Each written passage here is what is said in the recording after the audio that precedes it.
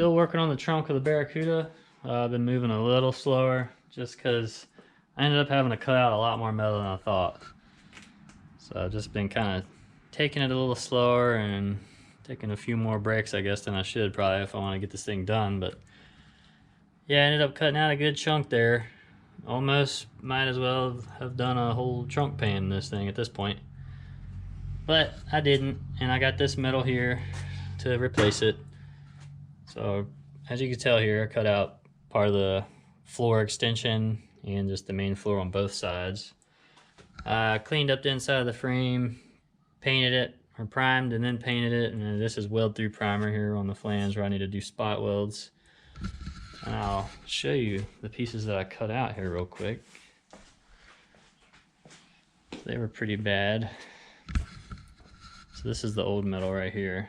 As you can see, it's pretty toast all over. I tried to figure ways to make it work, and I just figured I wouldn't be able to weld to anything if I cut any corners on this crap.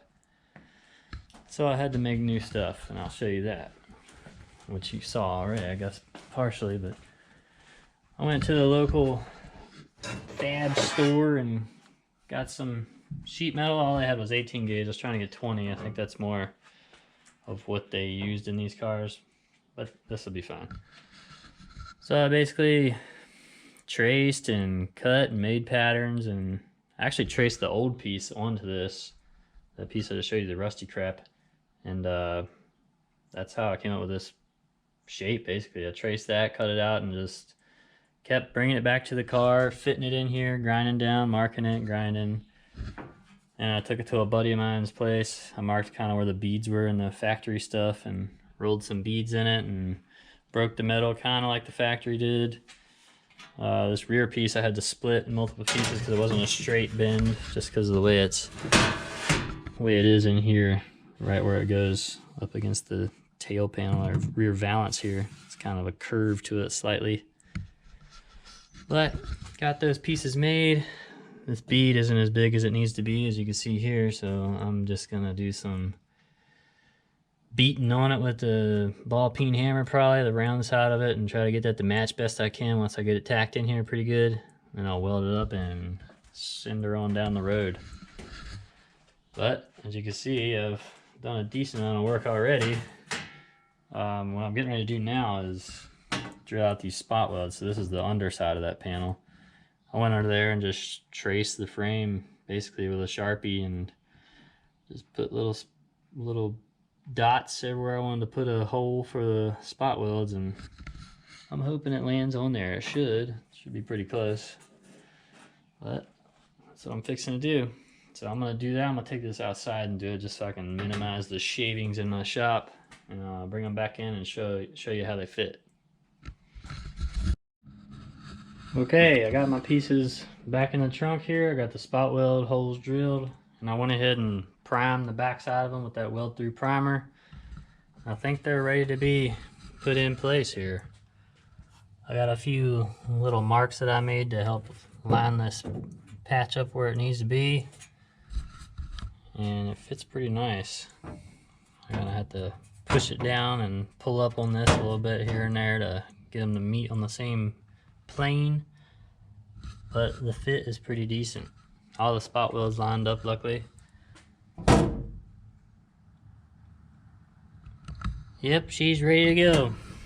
So I'm gonna get the welding stuff all fired up and start putting her in place. I'm gonna do some tacks first, and I may go ahead and finish welding this piece on because I have to get this one attached before I do the floor extensions over here, because they attach here on this seam just like from the factory. So I'm gonna go ahead and do that.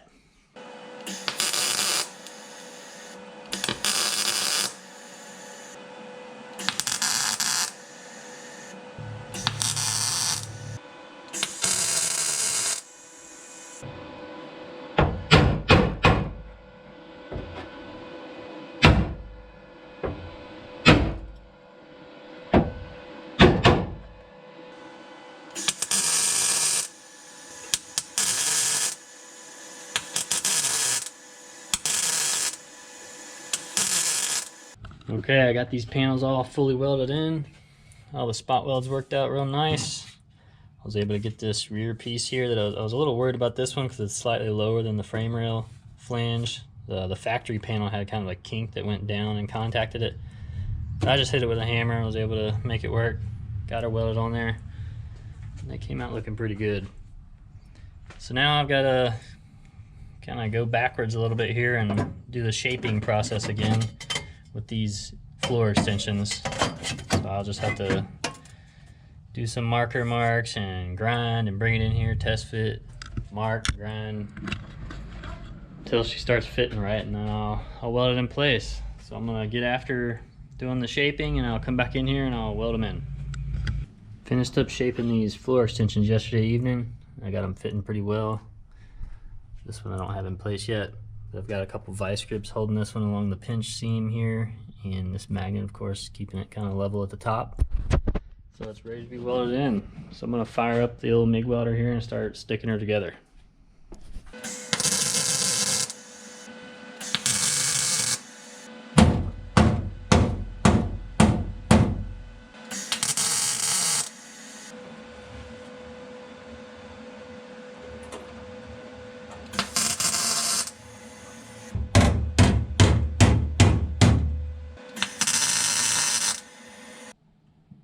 Just finished welding these floor extensions in. I got a complete chunk pan again.